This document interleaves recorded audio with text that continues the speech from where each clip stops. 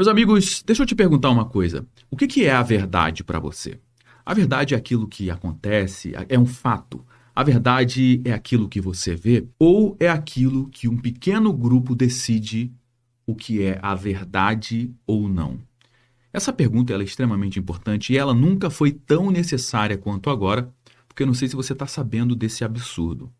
O Tribunal de Justiça do Estado de São Paulo acaba de mandar retirar do ar qualquer publicação, qualquer reportagem ou qualquer comentário que associasse o Frei Chico, o irmão do Lula, ao caso do escândalo do INSS. Você está sabendo desse absurdo? Qualquer postagem, não importa se a postagem é sobre uma análise, é uma notícia, ou se a postagem é uma opinião ou uma pergunta. Tudo sumiu e qualquer conteúdo que seja publicado a partir de agora vai entrar no radar e pode também ser deletado. Quando eu li essa decisão, esse absurdo, a primeira coisa que me veio à cabeça foi o que aconteceu em 2022. É impossível você não associar com as eleições de 2022. Naquele mesmo ano, o TSE proibiu qualquer conteúdo que aproximasse o Lula do ditador Nicolás Maduro. Você lembra disso?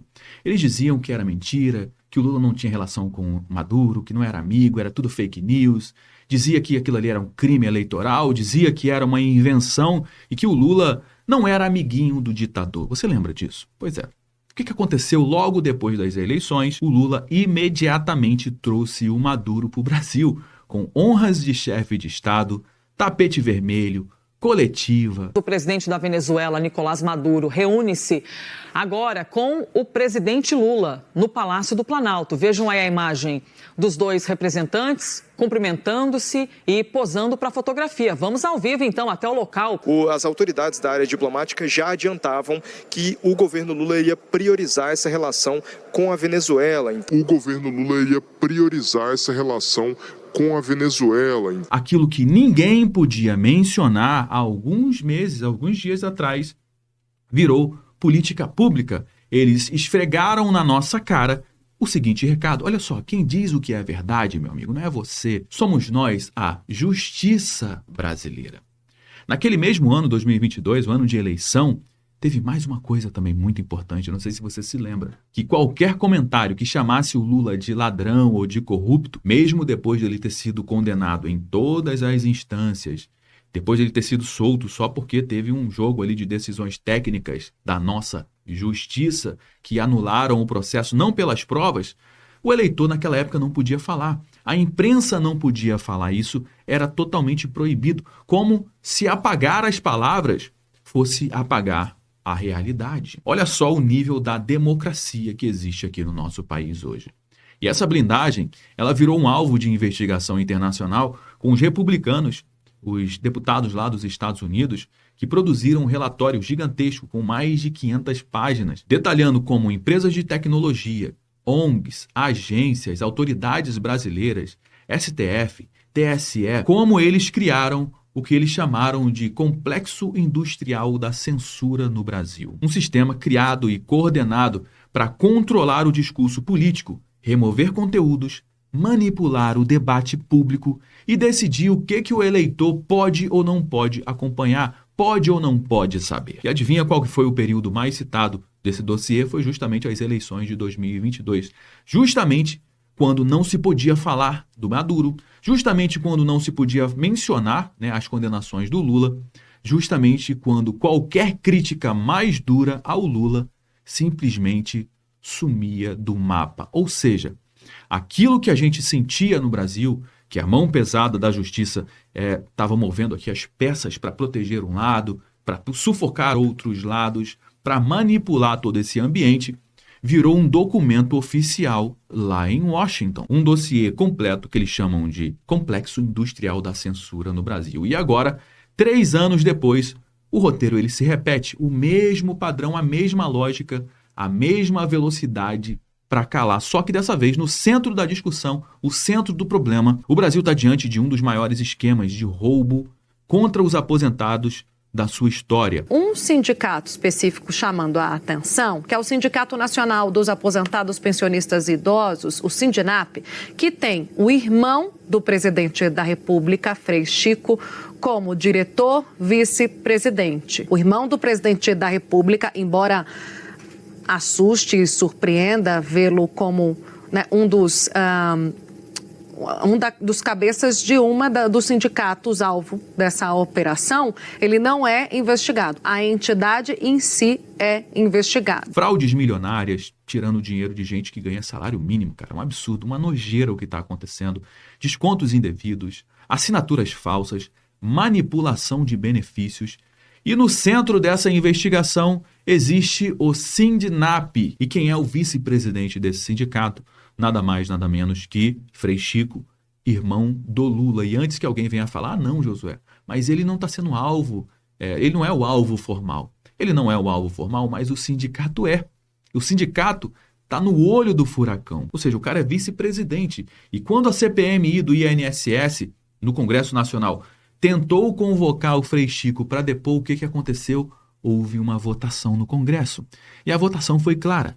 19 votos contrários, ou seja, para ele não ir depor, e 11 votos a favor, ou seja, o cara está totalmente blindado por Brasília. Será que tem peixe grande aí por trás, hein? Porque o escândalo não é nada pequeno, tem gente falando aí na cifra acima de 60 bilhões de reais. O próprio Supremo Tribunal Federal precisou bloquear 390 milhões de reais do Sindinap justamente para tentar garantir que o dinheiro volte para os aposentados depois de todo o julgamento, depois de todas as ações. É muita grana e eu só estou falando de um único sindicato. E ainda assim, ninguém pode fazer perguntas, ninguém pode perguntar nada sobre o irmão do presidente só porque ele é o irmão do presidente. O que está acontecendo? Esse é o claro retrato da falência do Estado democrático de direito. Porque quando você não pode mais discutir fatos públicos, meu amigo, o problema não é mais informação, o problema é poder, porque a lei ela não está sendo usada para proteger a verdade, ela está sendo usada para proteger algumas pessoas e pior, pessoas conectadas ao centro do poder. E isso, cara, muda completamente o cenário político no nosso país. Por quê?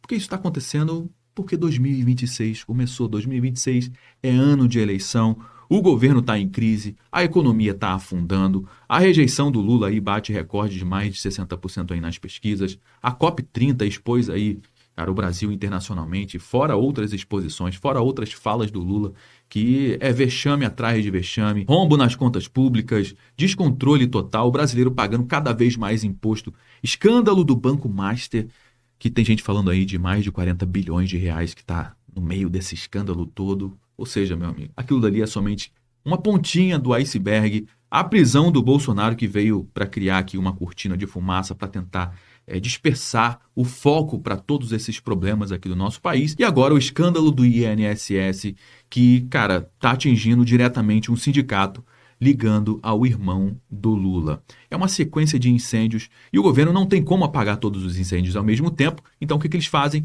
Eles controlam a narrativa.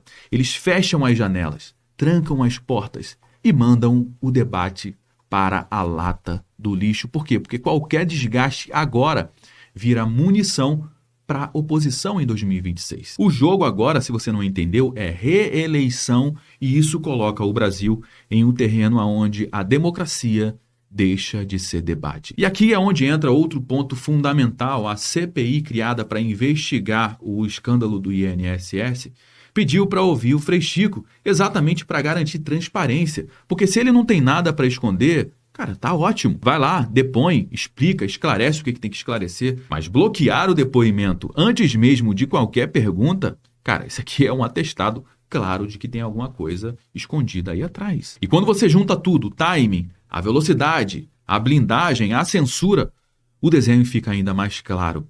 Porque não é sobre um nome o que a gente está falando aqui. Não é sobre ser o irmão do Lula. É sobre manter o controle.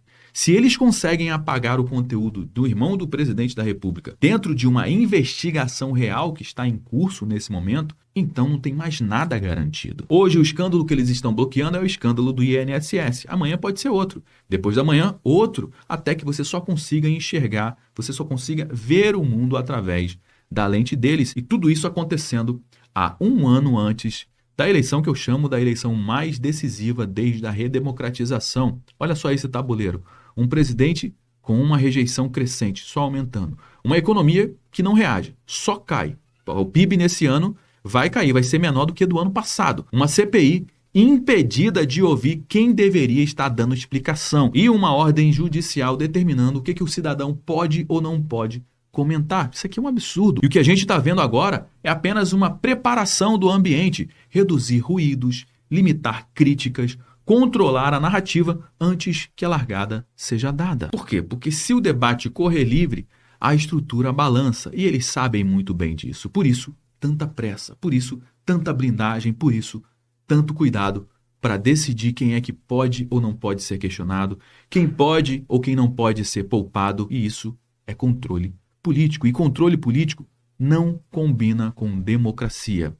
Será que quando Lula disse que a democracia da Venezuela ela era uma democracia relativa, mas era uma democracia, será que o plano dele é instalar aquele tipo de democracia venezuelana aqui no Brasil? Se prepare, porque a gente está prestes a viver em um país onde cada vez mais a verdade ela vai ser filtrada, onde as críticas serão cada vez mais proibidas, onde as investigações param na porta certa e onde o cidadão só pode falar até aonde o sistema permitir.